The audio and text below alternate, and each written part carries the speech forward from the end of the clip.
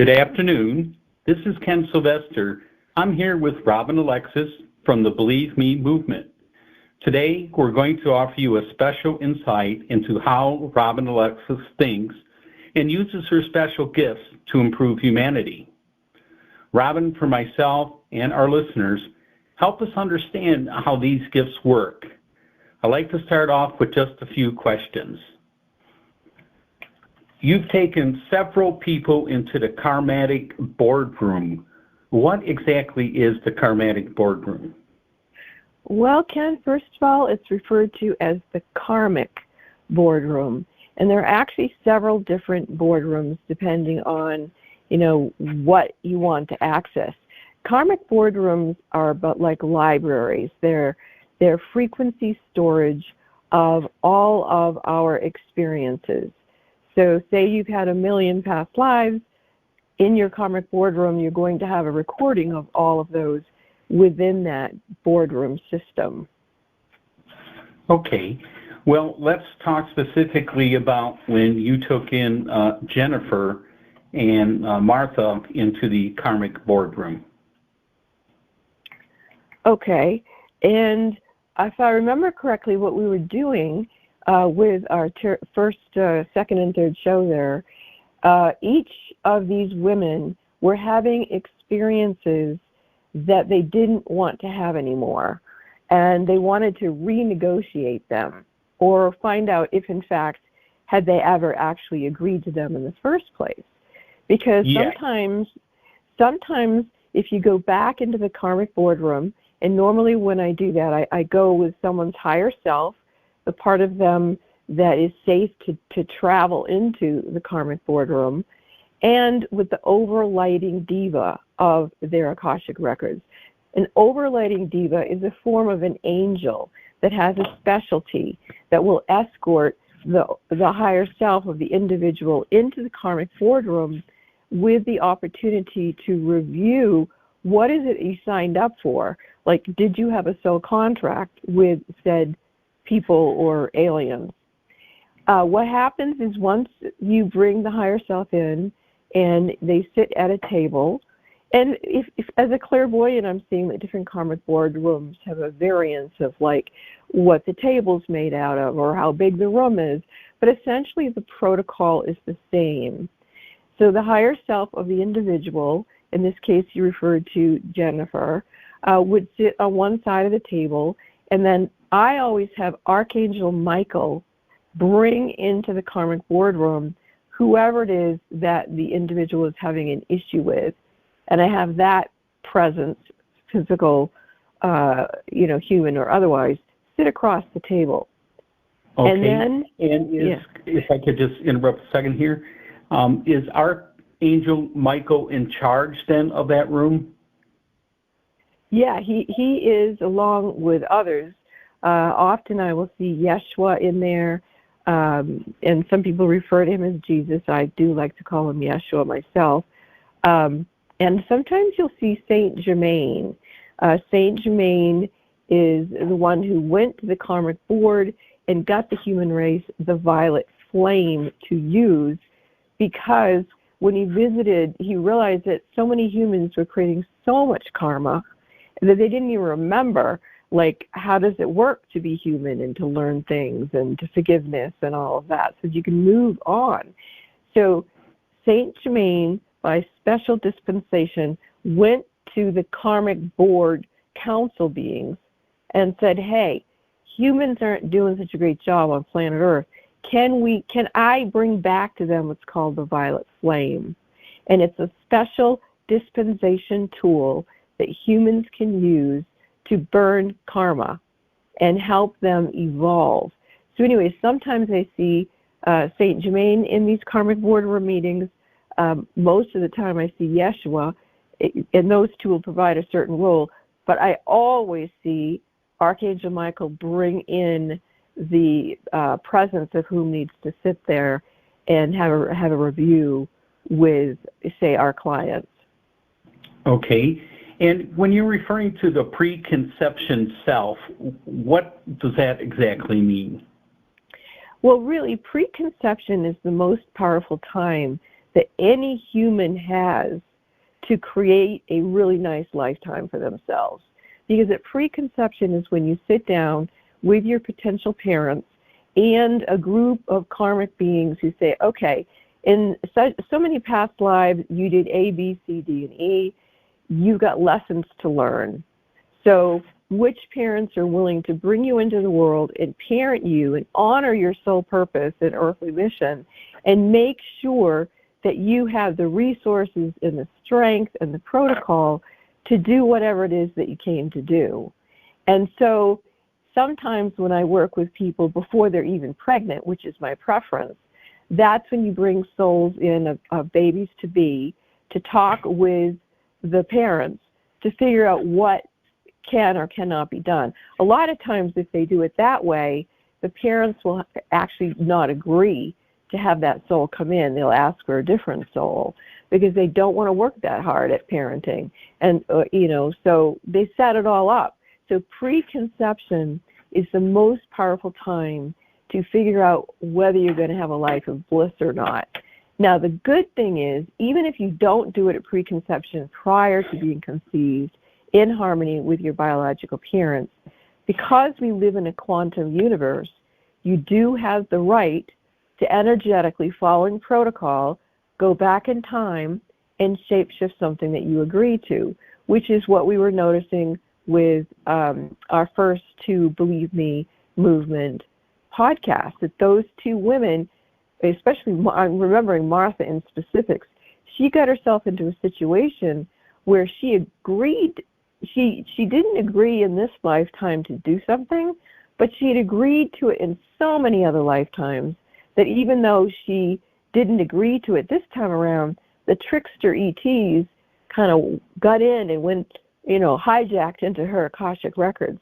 So when she realized they were doing that and they were using her for hybrid purposes, she just went in and she said, okay, I know you guys have the power to do this, and I know I have the power to tell you no. I will never, ever, ever have another lifetime with you or anyone else where my will is violated and my body is used against my will for hybrid purposes. So I know some people listening, this might be really challenging, and you might go online and go, what did she say?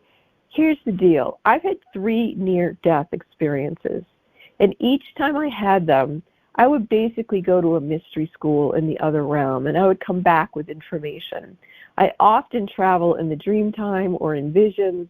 I'm often having out-of-body experiences. So many of the things I will be teaching you are things that you might not be able to learn someplace else. These are experiences that I've had that are unique. The descriptions of what I do is unique, and how I go about it is unique.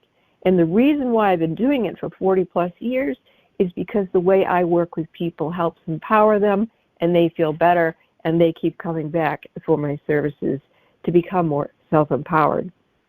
So Great. We have a very unique situation. Yeah. I'm sorry. Regarding reincarnation, at what phase do they determine reincarnation? For instance, you have been able to speak with my fellow family members that have departed, and we're able to carry on a conversation. Is there a reason why? Are they sitting waiting to be reincarnated, or are they done being reincarnated, or why are they still in that realm where they're at now? Well, some souls don't want to come back in right away. They may just want to rest up. They may be having experiences in what we call the heavenly realms. Both my parents are deceased, and they go to mystery schools in the heavenly realms. They may, in your case, maybe they want to be like a guardian angel or something of that nature. So it's not that they can't come back. It's that they may be choosing to have another experience temporarily. And they may want to figure out, by observing like you and your brothers, they may be ascertaining what is it that we learned, and when we come back in again, how do we want to go about things that maybe we didn't know that we didn't know before? Great. And back into the karmic board here. who tells the aliens not to do this again at the end of the meeting? Is there someone is it just understood, or is there someone like Archangel Michael that says they are not to visit or abduct this person again? The Intergalactic High Council is definitely brought up to date on matters, the Galactic Federation, the Universal Police, the Karmic Board, which is interesting because I find the aliens who break universal law are also held accountable by the Karmic Board. And I also find that sometimes if they've been doing something against our will, then all eggs, barbs, nesting materials, foam, shards, spaceships, walk-ins, mind control programs, all data that they have gathered illegally is made null and void and wiped off clean, sent back to source, null and void of all information, instructing those beings of universal law and calling upon higher consciousness to send forgiveness. So they end up going to their own version, if you will, of evolutionary school, karmic board, whatever. Like, nobody gets off the hook. Universal law is, we're all going to have to obey it. And so that's kind of like a punishment for what they have done? Yes. Yes, they're held accountable. And are there repeat offenders? And if they come in a second time or after, once they have this, do they tend to fall in line, or are they going to be back in the room again someday? Oh, they will be caught eventually, and the retribution will be more severe. Because if you don't listen the first time, it does get more and more difficult. I mean, even think in terms of us, Ken. Can you think of a time where you didn't listen to what your inner guidance was and you went against it, and then some things happened that made your life more difficult? Oh, most definitely. Yeah. Well, it's the same way for all beings that are hanging out in this universe. Okay. And when you bring in the aliens, how are you able to identify which alien race that is? Well, usually I have had some sort of experience with them, and so when I see them, I know who they are. But last week, when you and I were working with Dr. Nels Rasmussen, I saw some things coming out of you I'd never seen before. So what I did was I typed in a Google search describing what I had seen, and I was shocked. It came right up. And I started reading about them, and I thought, oh my God, they looked the way I saw them clairvoyantly, but they also behaved the way that you described them.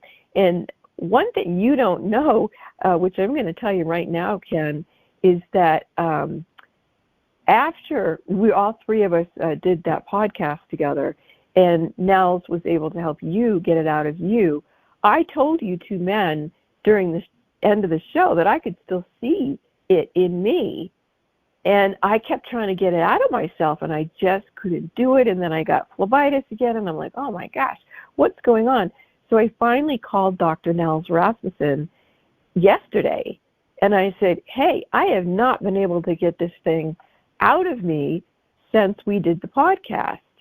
And he muscle tested, and he's like, oh yeah, I can sense it, I can see it. And I told him that it's telling me it doesn't know where to go.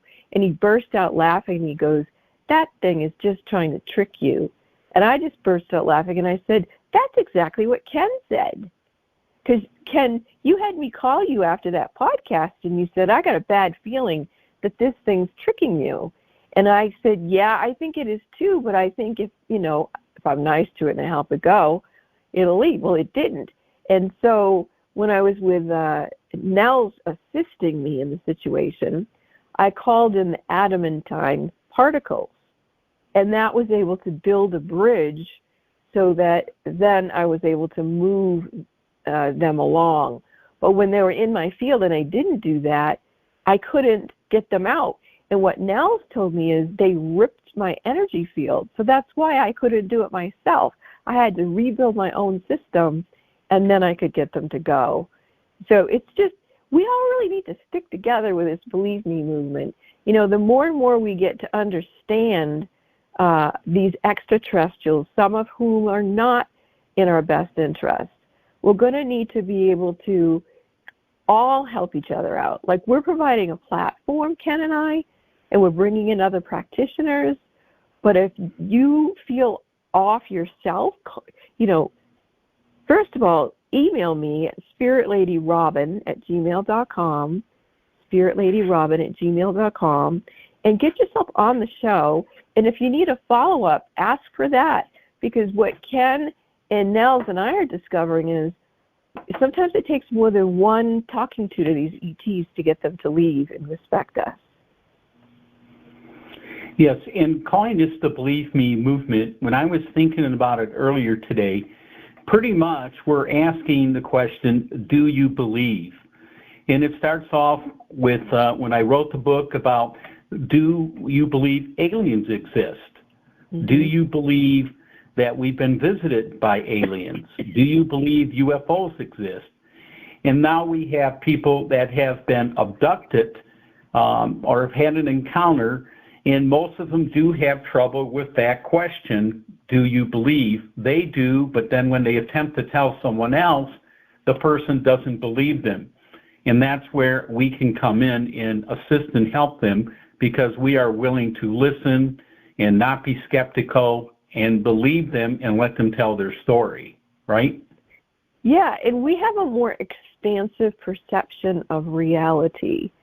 We are experiencers, and so if you go to someone and they haven't had an experience, or there's no place that they've even opened up to the concept that these things can exist, if you go to them to help you be validated, that's not going to work.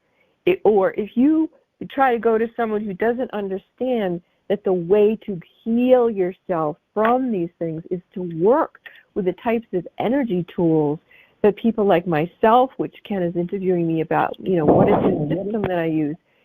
On one of the other shows, you were hearing how Dr. Nels Rasmussen does his work. And we'll have other healers who will come on and describe. We all have an array of, let's call it out there type of healing.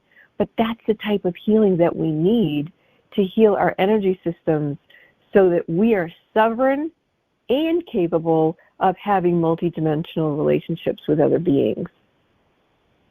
Great. And what are soul contracts? Soul contracts are something that's negotiated with, like, God, if you will, your angels, your archangels. Say you have something to learn in a particular lifetime. You would then have a soul contract with certain other souls who would say, okay, we are in agreement that we're going to help you learn that lesson. And the most important ones that you have soul contracts with are your parents. So if your parents forget or don't honor their soul contract with you, it is the biggest betrayal of you as a soul coming into human form, because you don't get the structure that you need to remember who you are to fulfill your soul purpose. So it's really, really important to understand what parenting really is, which is why I actually have created the metaphysical mothering parenting technique. It's not gender-based, it's soul-based. I help you as a parent or parent-to-be figure out what is the soul purpose of your child and what is it that you need to be doing to help that child be able to become truly successful and honor their soul. Because if there's only one thing you do in a lifetime, it needs to be you fulfill your soul purpose. And if you don't, to me, one of the biggest depressions anybody will ever have is, oh my God, I'm here and I'm not going to fulfill my soul purpose. That's where depression comes from.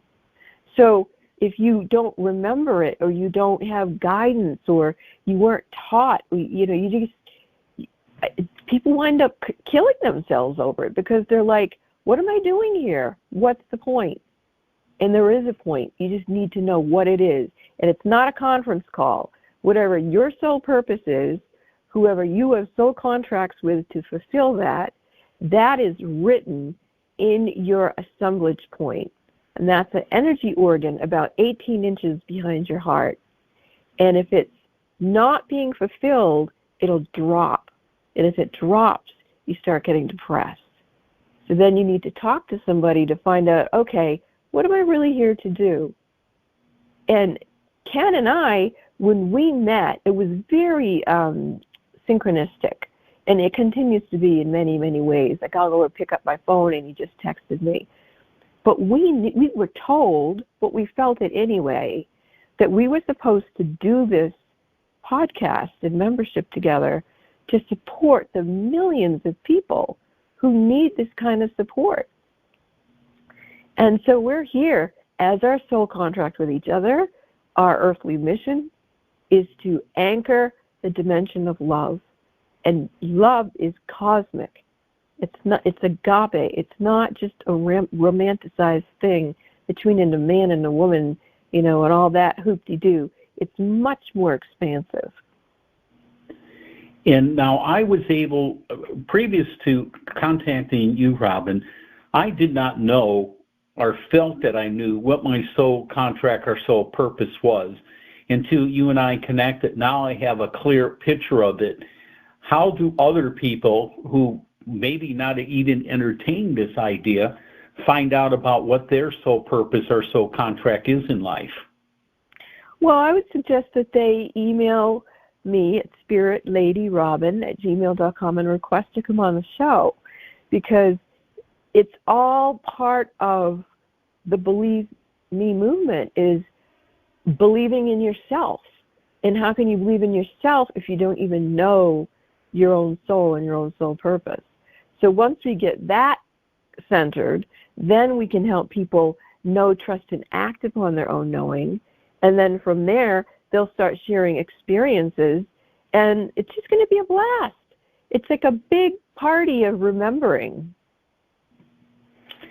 When you use your gifts, what gift do you find, or what action drains the most energy and makes you tired and need to rest? The thing for me is learning how to manage being an empath. I'm extremely empathic, which means that even if somebody texts me, like on the weekend when I really need my weekends to unwind, but if I leave my phone off, I don't hear from my kids or my friends, and so I tend to leave it on. And if someone texts me even over the weekend, and they're like, oh, my kid's suicidal, or, my brother's 12 years old, he just killed himself, or, whatever it is, all of a sudden, boom, I'm like lit up and I'm working on it. And so it's not so much difficult when I have work hours, or I know when I'm working with someone and I have organized time. It's when I get kind of, what would you say, blindsided by someone texting me at 3 o'clock in the morning saying, oh, my daughter's cutting herself. You know what I mean? It's like, people right. will text me things that really they should be calling a suicide line or 911 or, something. But if they've already texted me, the minute I see it, I'm like, boom, I'm right on it. I can't stop myself. I'm just going to go in and do what it's like. They invited me. The door's open. I'm going to go in and do healing work.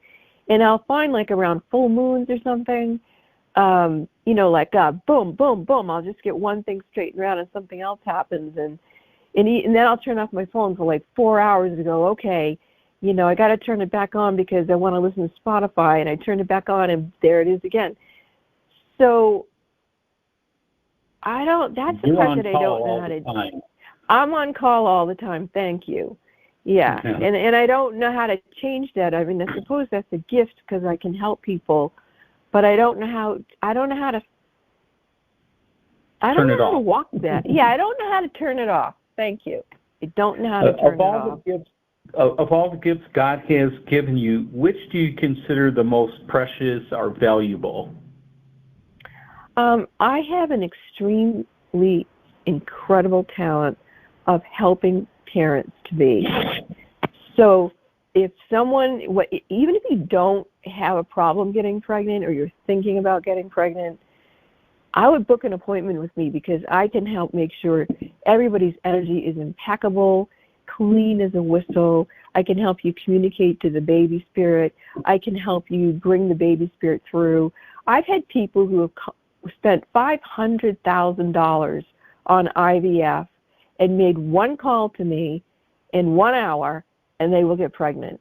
And that's happened 50 times.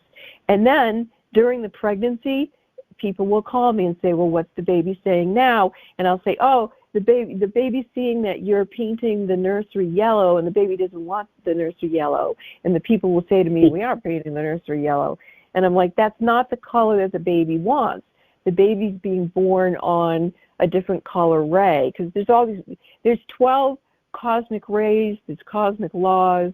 If your child is going to be born through a certain archetype, a certain color ray, with certain guides. So if you know that up front, everything you do from, what kind of sheets? Does the baby want bamboo? What does the baby want?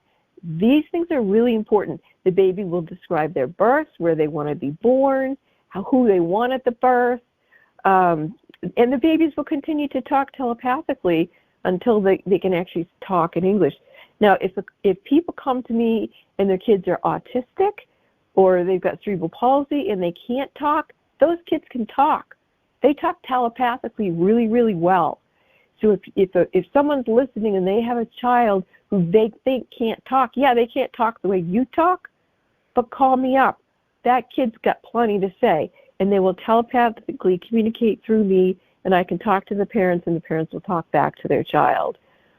And I mean, the most there's been so many, but one of the most heartwarming experiences of my life is parents brought their child to me who was extremely cerebral palsic, in a wheelchair, all spastic. And that little boy reached his arms up to me and drew me to him and hugged me. And the parents were bawling, and I'm like, what? And they said, he has never done that.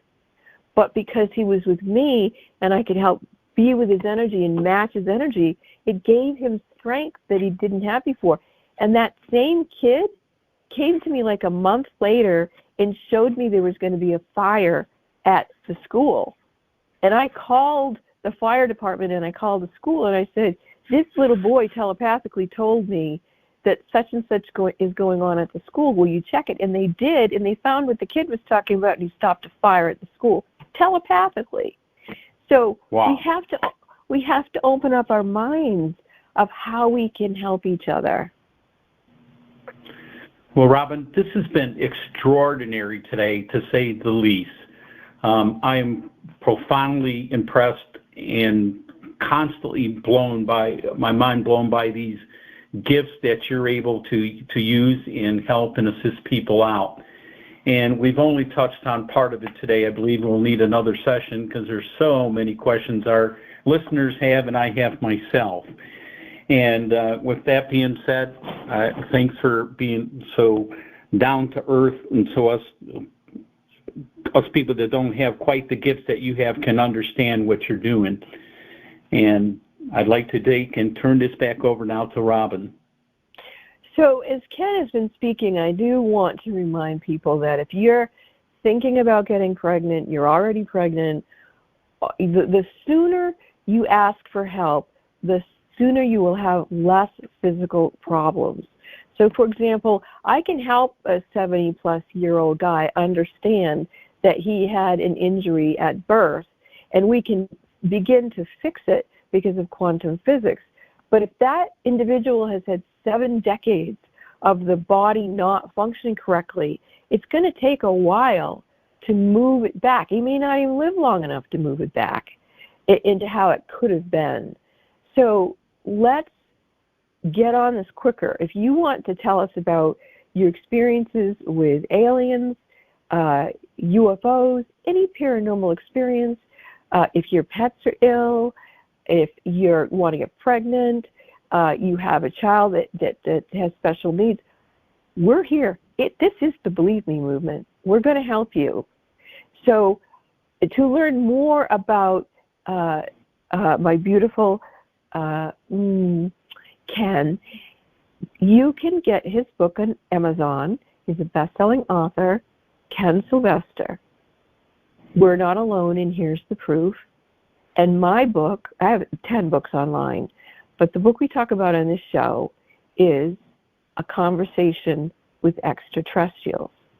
And in that book, I talk about a horrifically horrible abduction experience I had as a child. It had nobody to talk to. And the girlfriend who was with me had nobody to talk to. We were 11 then. When we were 69 years old, we hooked up on Facebook, and we talked about what we experienced. And we talked to that ET, and we set his butt straight. And so you just never know what you can experience on this show. It's an experience, not an explanation. And you're invited to sit in the seat of honor. Email me, spiritlady.robin@gmail.com. We want to hear from you. And go ahead, again, to Amazon and check out our books and find out who are Ken and Robin and how did those two hook up and create the Believe Me movement. See you soon. Over and out. Over and out.